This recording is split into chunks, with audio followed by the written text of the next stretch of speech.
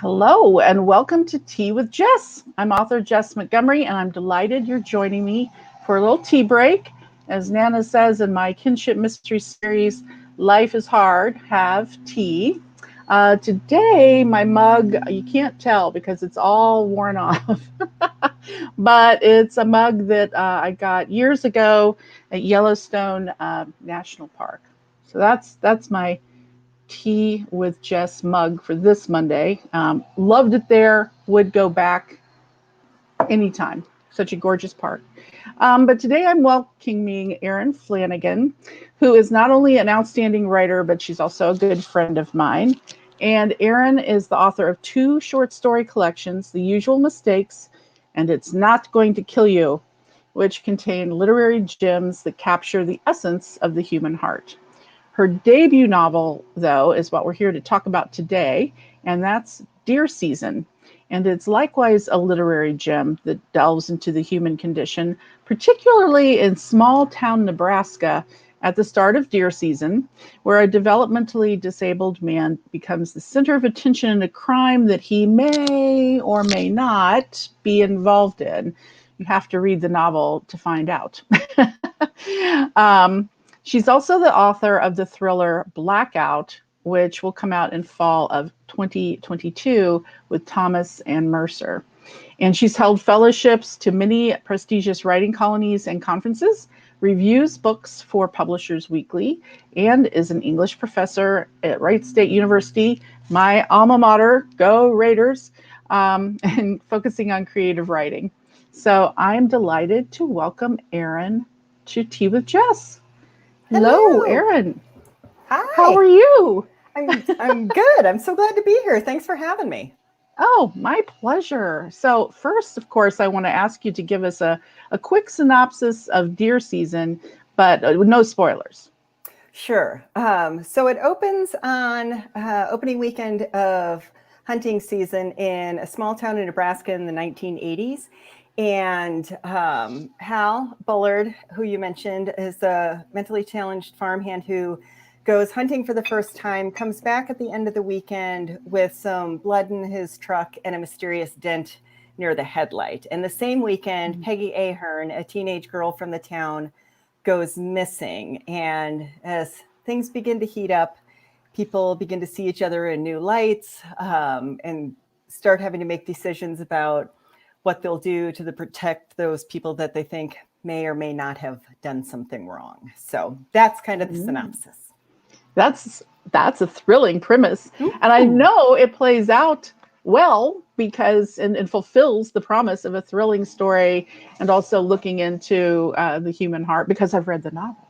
You have. So I have, and it's a wonderful novel. Thank So you. congratulations. Thanks. Um, so I wanted to ask you about this. You successfully um, and realistically explore small town life, but you don't pander and you don't Mm, engage in stereotypes. thank you. And too often, I think that novels either set in rural areas or in small towns either idolize, like it's cute and it's so back to earth, or they parody Hmm. small town life or rural life. So, how did you avoid those pitfalls, and why is it important to you as a writer and as a human in general Hmm. to have a realistic small town slash rural setting?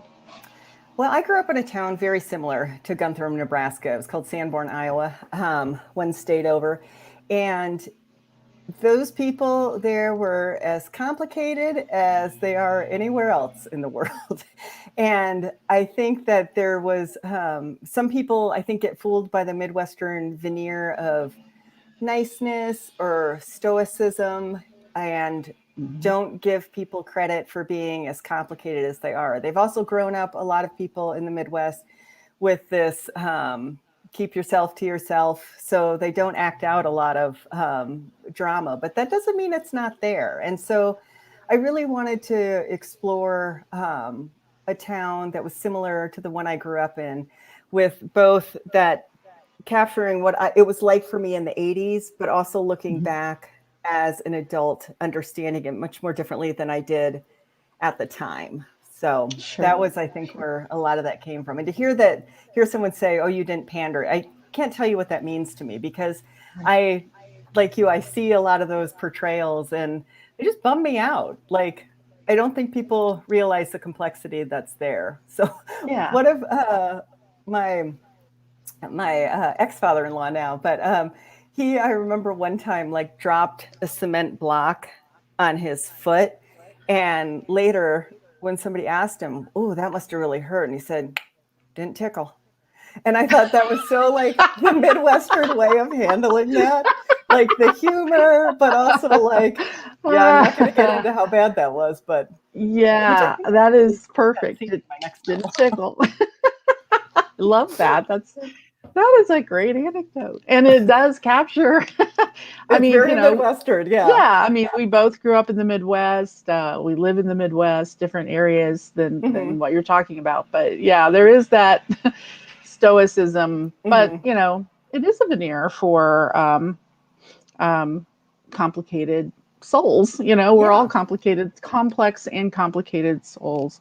Have you heard from people in the town where you grew up or family about your exploration of small town rural life? I have from quite a few people, like in small towns, not necessarily from Sanborn, who have said that they've appreciated that kind of view of small towns. And I definitely had my parents read the book before it was published, because some of the story is based, like the good parts of the story are based somewhat on my parents' journey to live and to move to Iowa. And so I was like, I just want you to understand, I don't think all the bad things are about you guys, some of the more complicated stuff. But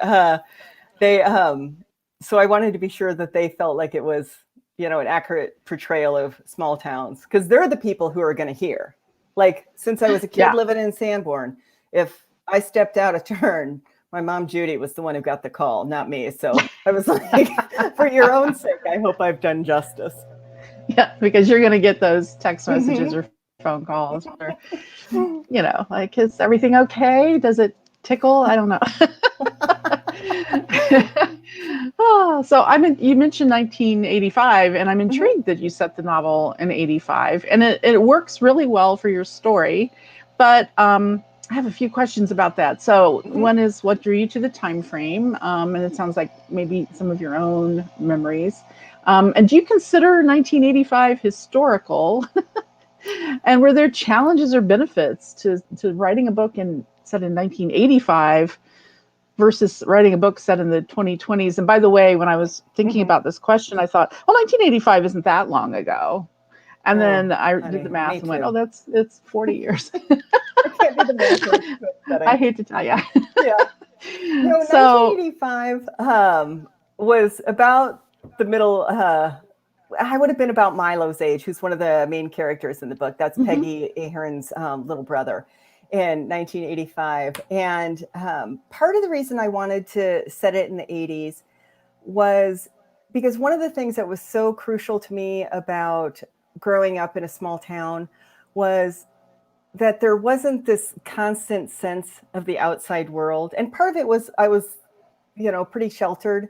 Part of it was that, my folks would watch the evening news, but I was like 13 then. I was like, I'm not watching the news. I'm waiting until Three's Company comes on. So I was like not that engaged in it. And I didn't really read the paper. And you could escape like this larger sense of the world. And so I felt really safe there. And I'm sure not everybody in town did, but I did. And I think that I'm not sure if that feeling, that kind of sense of safety is really available anymore. Like I have a 13-year-old now, and she's very aware of the world we live in, and we try to talk about it and process it. But, I don't remember that as a kid. I also have a terrible memory, so that might be part of it too. But I just don't think that sense of safety, of that sense of like such a small world really would be possible now. And so I think that's one of the reasons that I wanted to set it then. As for why 1985 versus 1986, there was a reason early on having to do with mental disability laws, but I can't remember even now what it was. It was one of the things that like early on in research I found and thought, oh, that's important. And then it never really crossed my path. And then it wasn't. Yes, like so much research. Yes, like so much research. I hear exactly what you're saying about it. I don't know. I don't think the world's gotten more dangerous necessarily. I think we're just more aware. Yes. I mean, I grew up in this, came of age in the 70s, but even before that, as a little girl, like my parents moved from one tract neighborhood to a different neighborhood, tri-levels, the McMansions of the era. Yes. Moved to a tri-level, but our house was, our tri-level was the third one built on this one street in this whole development. So the cornfield and the, forest that had been around somebody's farmhouse had all been ripped out and the streets had been like laid in. But there were just 3 houses. And so all the other houses were under construction. And I several times I would watch, I would just wander around because kids did. You'd get on your bike and you'd wander around. And I watched at this one house where when the workers were going to take a break because they were doing electrical work, and I wanted their wire. This is admitting my thieving young self. I'm like, ooh, I could weave that into some really awesome rings and anklets and bracelets. And so I went and I stole their electrical wire. But I was like 8 or 9, so I didn't get that I was stealing. What I got was that there's green and there's purple and there's pink, and I'm braiding this together. And the only bad thing that happened was that one of the workers came to our house and said, "Ma'am, you gotta, tell your kid that please don't take our electrical wire."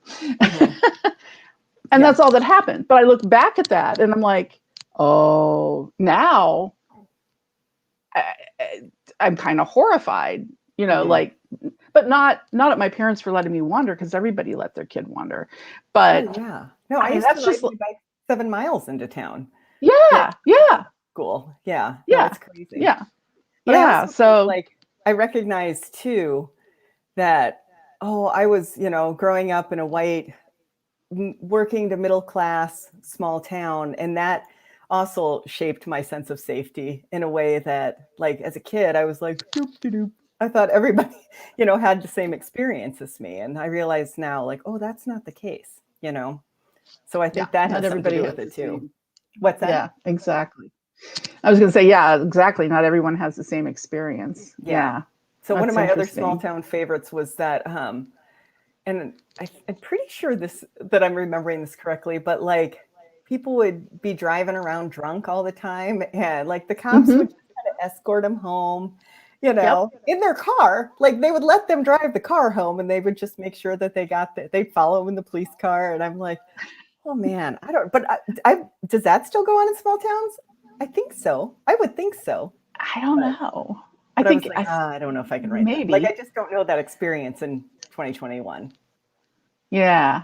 I don't think it would, that kind of thing wouldn't come over as realistic, I think. Yeah. Even if it is still happening, it wouldn't come over as realistic.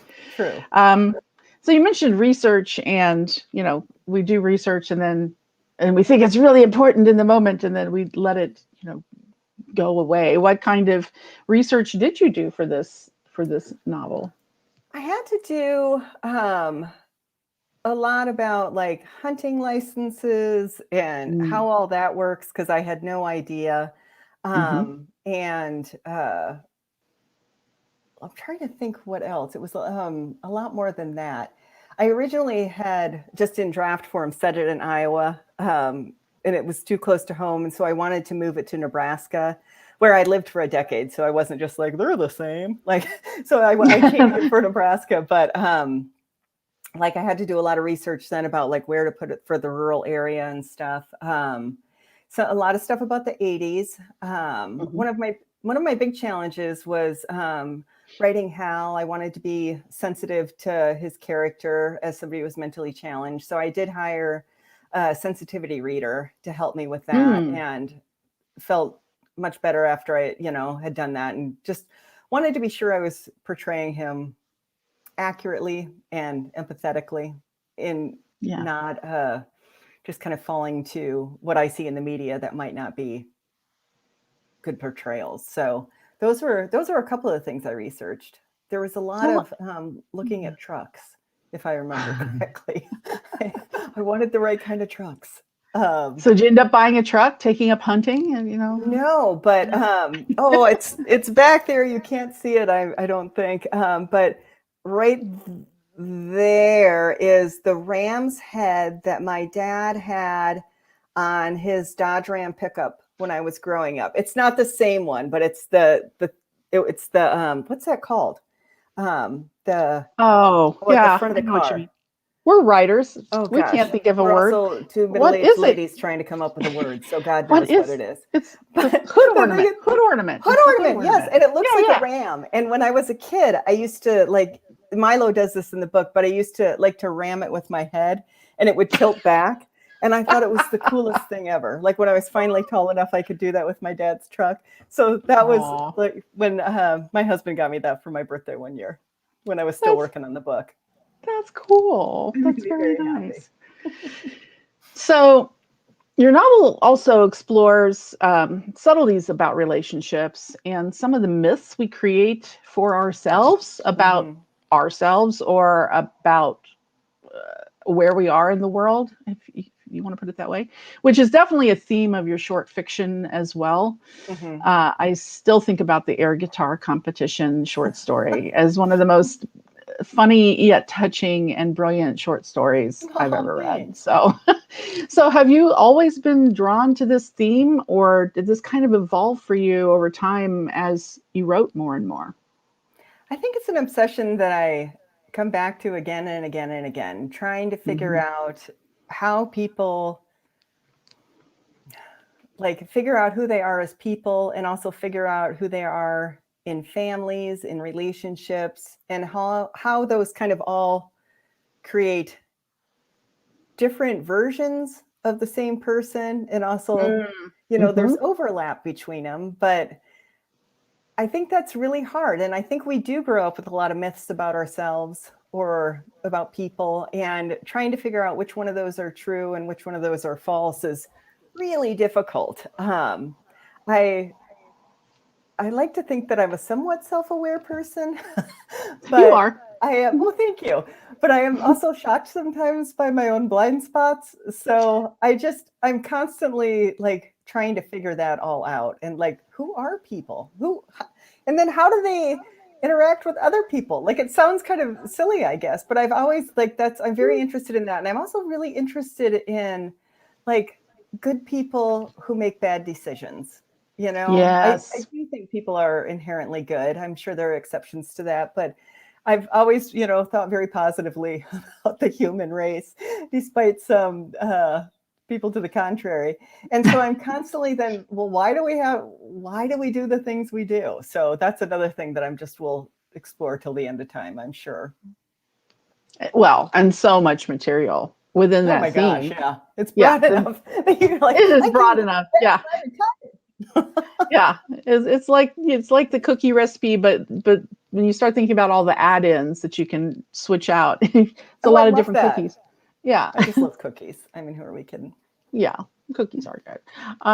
So speaking of short fiction, again, so I love to read short stories. I find it a different challenge, though, and more difficult in some ways to write short fiction than novels. So you've done both successfully. What are some of the differences and challenges? And did writing in the short form kind of help you, or did you have to relearn or unlearn some things from short form to go to long form? Oh boy.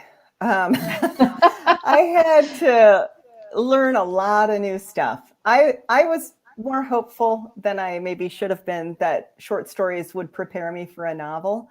And I think they did, in that I was, looking at these little moments in characters' lives and really kind of figuring out how these were crucial little bombs that had gone off, and then writing about that. And I loved it. Like I like that still is like kind of a high to write short stories in a way that the novel isn't. But I don't know. It's the affair versus the, or the one night stand versus the marriage, and the marriage Right. is like, is satisfying in a different way. But so I feel like it helped me with scenes, it helped me with character. Writing short stories did. But two things that really, oh man, it was such a struggle to figure out, was pacing and structure. So there's three things: pacing and structure, and understanding the characters really deeply and letting the reader in on that. That was, I was like, I didn't see that one coming. But I think in short stories, so much is implied, and you're putting the character in the scene and really letting that speak for itself in a way that it doesn't necessarily in a novel. Like in a novel, they might act out in a scene, and that's interesting and like, oh, but then usually at some point there's going to be more reflection. They're going to be thinking about it later, or telling a friend about it or something. And I never had to write that before. So like an editor went through and was like, can you let us in more? Can you let us in more here? Can you let us in more here? And then by the end of it, for the love of God, woman, can you let us in here? So like, that was really hard for me to be like so explicit about emotions. And I'm wondering, like, if part of that's the Midwestern in me. I'm like, well, I know they're feeling it. Why do they have to say it? So, but that was a huge learning curve for me. Yeah, that interiority, versus spelling it out. So that was tough. But I got there. You did. You did get there. And you have another novel coming out next year. Yes. Oh, I'm so excited. Yeah, I'm so excited about that one. Okay. Well, we'll have you back on to talk about that one next year. So we met through a writing workshop, as you well know, and I've mentioned that you've been to many different conferences and you teach creative writing. So all of these are a form of community. The actual writing part of writing is a solitary effort, but how does community play a role for you in your broader calling as a writer? Oh, I think it's become more and more important the longer I've been writing. I think like I kind of fell into a natural community when I went to college and then went on to grad school and stuff. And when I moved to Dayton, I think I floundered a little bit, trying to find other writers. And once I did, it was, I don't know, it's like the Grinch, my heart grew 3 sizes. I felt like, just having people to talk to about the craft or talk to about the business side of it, it just opened everything up in a way that felt really, really crucial and really, really important. I just finished edits on an essay that's coming out in Catapult about writing book reviews, and how that also became like such a huge part of community for me, that I felt like I could fangirl over all these, different writers and not feel the pressure as a writer myself. And how that also really, I just really loved that. But yeah, I think community is incredibly important. And I can't believe how many times writing or talking with other writers has helped me solve problems, and just they'll let me blather on and talk, and then they look at me until I figure out the answer. And then a couple months later, I do the same for them. It's just really, it's really wonderful. It's amazing to me too, that there's no like sense of competition in that community that I'm in anyway, that I feel like it really is success for one, success for all. And we really do champion each other. I think so. Yeah, that's been my, by and large, my experience as well. So, which is great. So for people who are interested in writing or doing other creative work, do you have a couple tips for getting started or for staying motivated? Oh, motivation has never really got me anywhere, because I'm like, I just love Netflix and the couch so much. So for me, it I really do has too. been. Oh, isn't it the worst? I'm like, and especially because TV is so good now. I just want I to know. binge everything. Um, Mm-hmm. so I really a big one on setting goals that are realistic and setting the time to reach the goals. So I have for years now kept a Google Doc with a good friend, and we both record what we're working on and how long each day and what kind of progress we're making. And just even opening the doc and seeing that Charlotte's, hammering along on her projects is motivating for me to work on mine. So every Sunday, what I do is I look at the week ahead and I think, okay, I've got, doctor's appointment for my daughter. I got to take the dogs to the vet. I've got, my job and all this other stuff, having coffee with Jess. And so I think about like where I can fit in the time and then how much I can realistically accomplish. And I'm pretty good about just sticking with that. I don't write every day, but I usually write every week. And so if you can come up with some consistency and some goals, I think you can do about anything, really. I think you're right. I think that's excellent advice. I just Yeah, chip consistency and yeah, chipping away at it. away. And it is amazing because, you'll chip away, and you think I'm not really doing anything. And then suddenly you look back and you go, well, hot damn, look at what all I just did. It's shocking. So I've kept track now on this Google Doc with Charlotte for so long. The last book, Blackout, that I finished is I could track every hour and see where I spent my hours. And I was surprised. I'm still working on edits. I'm at about 460 hours for that book right now, which does not seem like as many as I would have guessed, like for writing a novel. If you think of like, you do 10 hours a week or something, that's 46 weeks. That's not that serious. Somehow it was 2 years, but anyway, but that's really helped me. And also the other thing I realized was how little time I spend on first drafts because I'm all about the editing. I think that was like 18% of the hours and yet over half of the months because I dread it so much. But so I'm like, I think you can learn a lot about your practice too by looking into that kind of stuff. So just being observant of your own practice. And I do like the notion of checking in with another writer because or another creative, because that gives you some accountability and you can encourage one another. So that's a good thing. Anything else you'd like to share about your writing, about your book? I've got your website is erinflanagan.net. So people can go to erinflanagan.net and find your book, right? Yep. And it's on wherever you'd find books, Amazon, IndieBound, all of that as well. I'm trying to think. Just thank you, I guess, for having me. It was such a joy to be here. Oh, and we didn't talk about my mug. Oh, well, let's talk about your mug. So describe your mug. And so Will Ferrell delights me to no end. And this mug is huge. It's like the size of my head. Look at that. And I think I just love that, like with enough caffeine, I can be as excitable as Buddy the Elf. But I'm like Christmas spirit all year round. So Christmas spirit all year round. Not just because it's fall. Yeah, but you just use that. Well, and that enthusiasm. That's perfect. I know. Who doesn't want to be like, all the time, like Buddy? I love Buddy the Elf. Oh, Buddy the Elf. Oh, well, thank you for joining me on Tea with Jess. And thank you to everybody who's tuned in or who's watching the recording later or who is listening to this on the podcast, Tea with Jess. So until next tea break, everybody take care of yourself and your loved ones and have fun. Thank you, Erin. Thank you.